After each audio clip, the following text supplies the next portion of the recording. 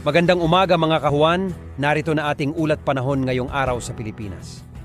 Sa ating latest satellite images, makikita natin na huling namataan itong low pressure area na ating minomonitor sa mga nakalipas na araw. Nasa 135 kilometers silangan ng Surigao City, dito naman sa lalawigan ng Surigao del Norte. Makikita nga natin itong low pressure area na ito ay nagdadala rin ng mga kaulapan na magdadala ng mga pag-ulan, partikular na sa bahagi ng Kabisayaan, ang ilang bahagi ng Mindanao, lalong-lalo na sa may area papunta sa Palawan. Sa ngayon po kasi, base sa ating mga pinakahuling datos na nakalap, malit pa rin yung tsansa na maging bagyo itong low pressure area na ating minomonitor na sa may area po ng Surigao del Norte. Ang nakikita nating senaryo, maaari itong kumilos patungo sa bahagi ng Kabisayaan, lalapit ito sa may area ng Palawan patungo sa may bahagi ng West Philippine Sea.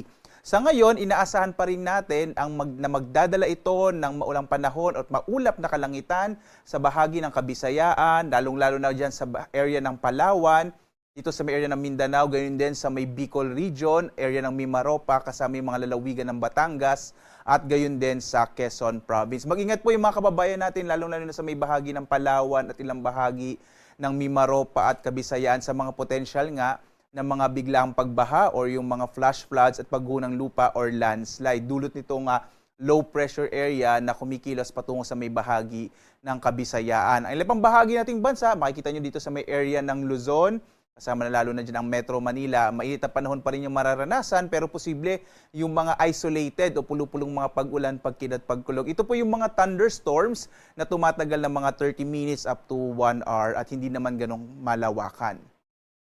At narito nga magiging lagay ng panahon dito sa may area ng Luzon. Makikita natin ang malaking tsansa ng mga pag-ulan sa may area ng Bicol region, gayon din ang Mimaropa, gayon din sa may Quezon Province at Batangas. Ito ay dulot nga ng low pressure area, yung mga kaulapan na dala ng LPA na ating minomonitor. Sa iba pang bahagi ng Luzon, makararanas pa rin ng mainit na panahon na may mga isolated o pulupulong mga pag-ulan, pagkidlat, pagkulog, mga isolated thunderstorms. Naglalabas po tayo ng mga thunderstorm advisories at rainfall information kapag may mga namamataan tayong mga thunderstorm clouds kung saang partikular na lugar magkakaroon ng mga pag-ulan.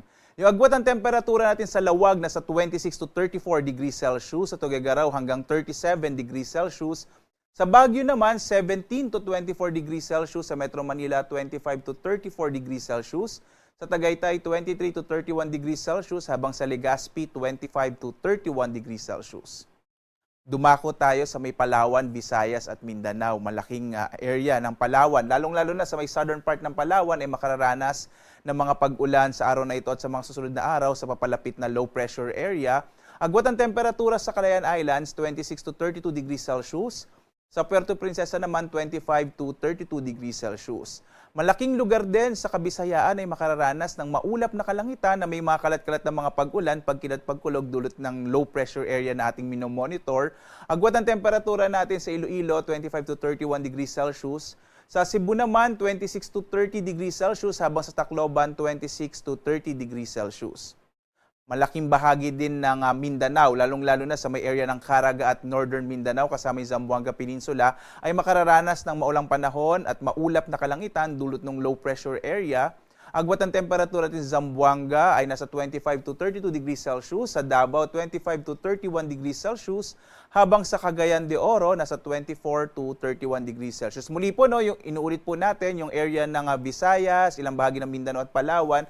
Mag-ingat sa mga potensyal ng mga flash floods at landslides dulot nga nitong low pressure area na nagdadala ng mga pag-ulan sa bahagi ito ng ating bansa. Samantala, kahit na may low pressure area tayong minomonitor, may mainit na panahon pa rin mararanasan, lalong-lalo sa may bahagi ng Luzon. Ngayong araw nga, inaasahan natin ang pinakamataas po na heat index, maring umabot ng around 44 to 45 degrees Celsius sa may area ng Baler, Iba, Sangli, Infanta, Quezon, habang sa Metro Manila, nasa 42 hanggang 43 degrees Celsius yung pinakamataas na damang init na maaring maranasan. Muli po, nagpapaalala ang pag-asa dahil dito sa matataas na damang init o temperatura na mararanasan po sa araw na ito, mag-ingat po tayo sa mga potensyal ng heat stress. Iwasan muna nating lumabas, lalo na bandang tanghali, at uminom ng maraming tubig. Samantala, sa lagay naman ng ating karagatan, wala tayong nakataas na gale warning sa anumang bahagi ng ating bansa. Ligtas sa pumalaot yung mga sakyang pandagat, malilit na mga bangka.